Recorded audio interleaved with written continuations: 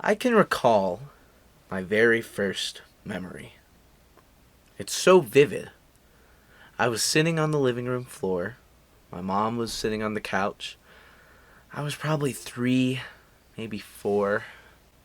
And I remember we were watching a movie. To infinity and beyond! I've always loved film. I think you could say I was raised on movies. My dad used to show me all of his favorites while I was growing up.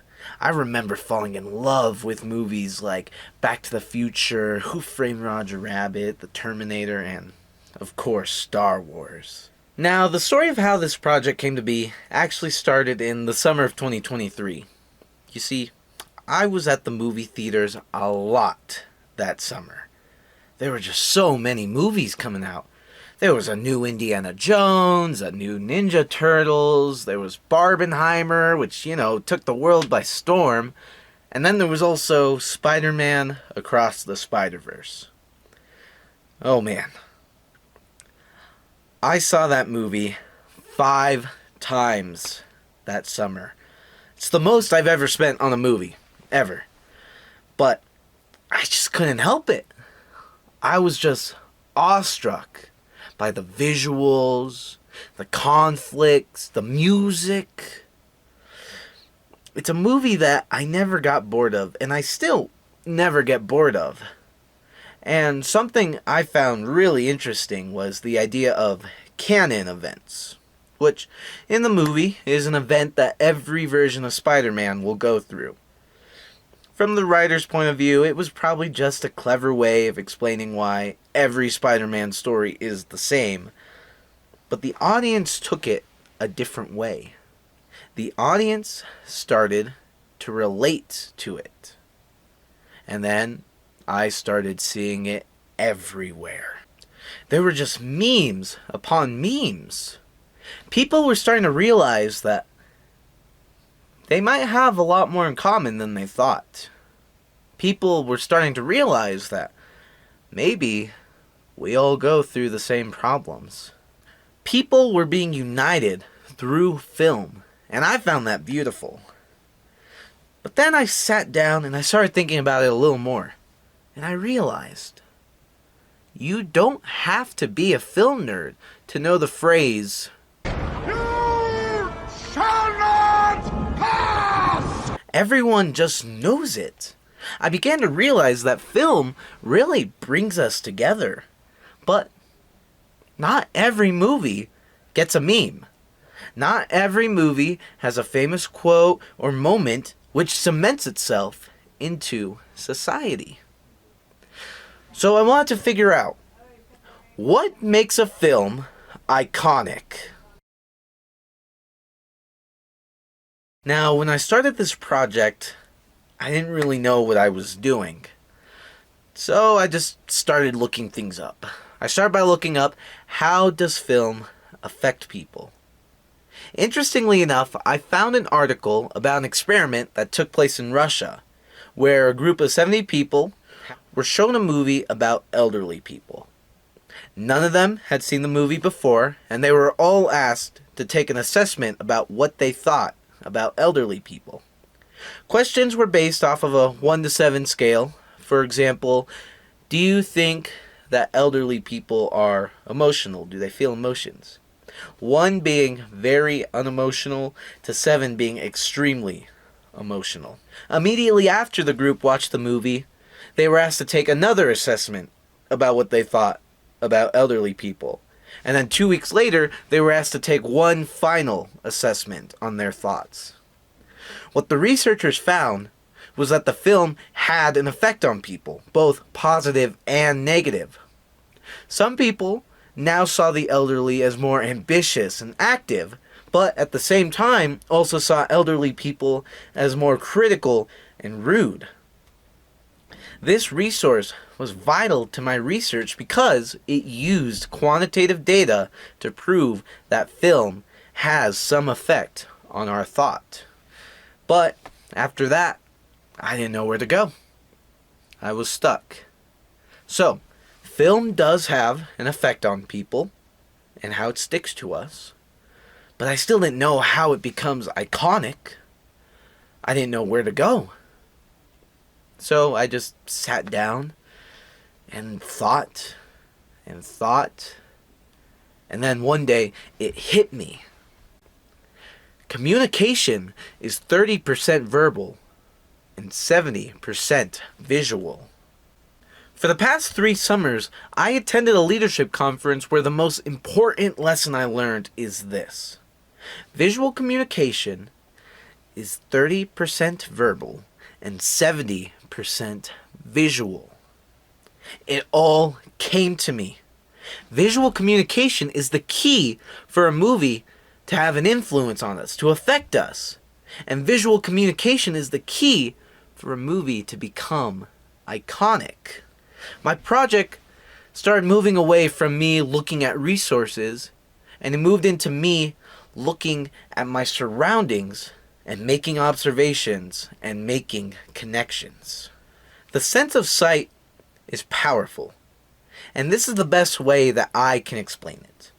Visual communication adds easy accessibility and easy understanding. The whole point of making film, or making art in general, is to express something. We all have a story and a message that we want to tell, and to do it visually is the best way to do it.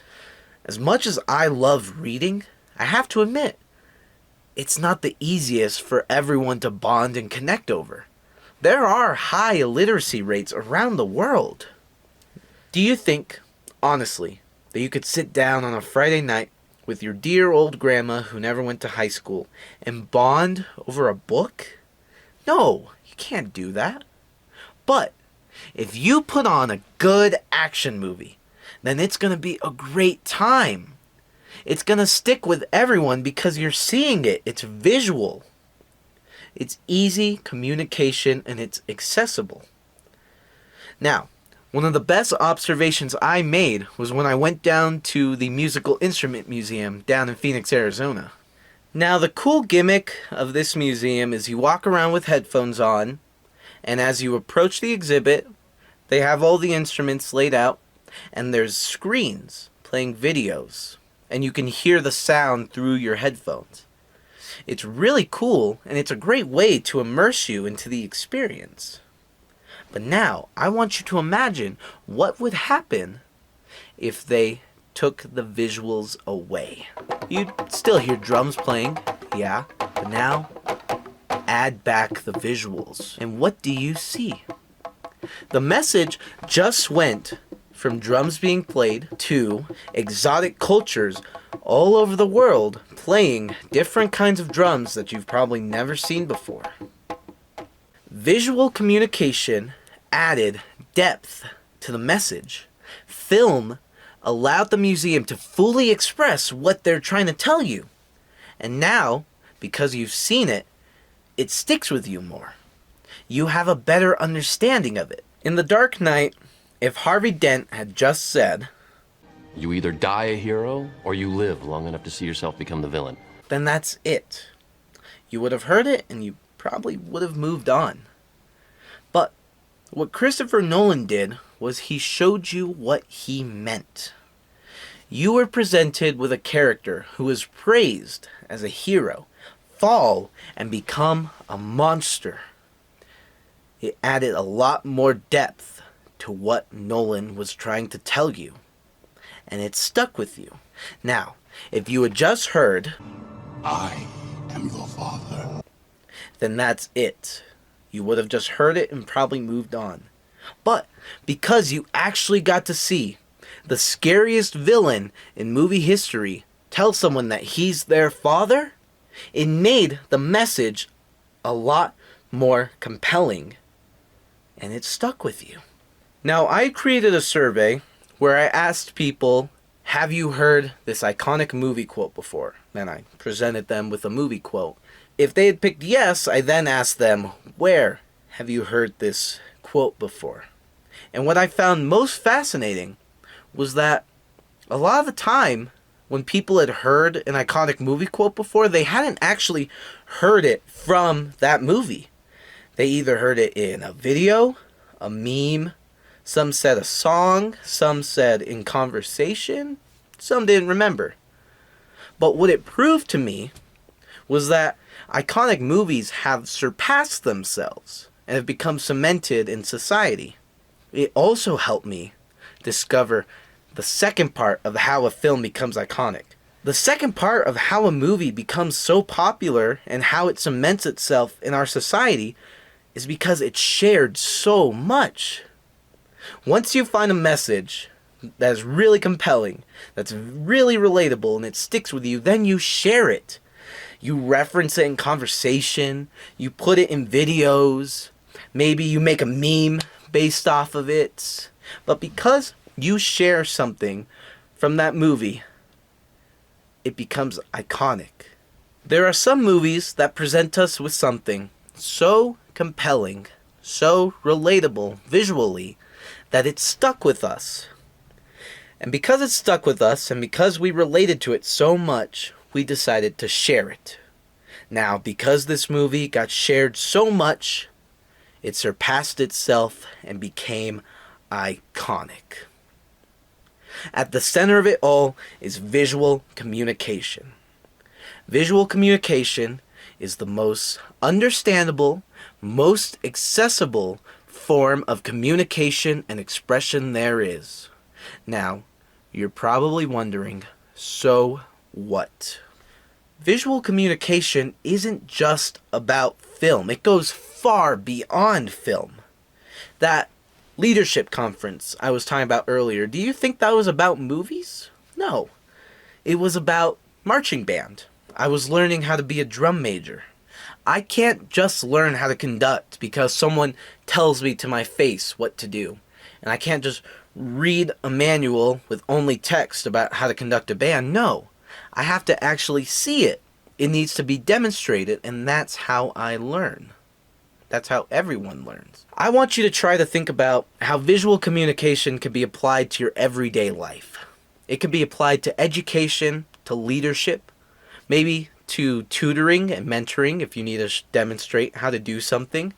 Maybe if you're designing something, maybe if you're making art. Visual communication is the key to fully expressing what you want to say.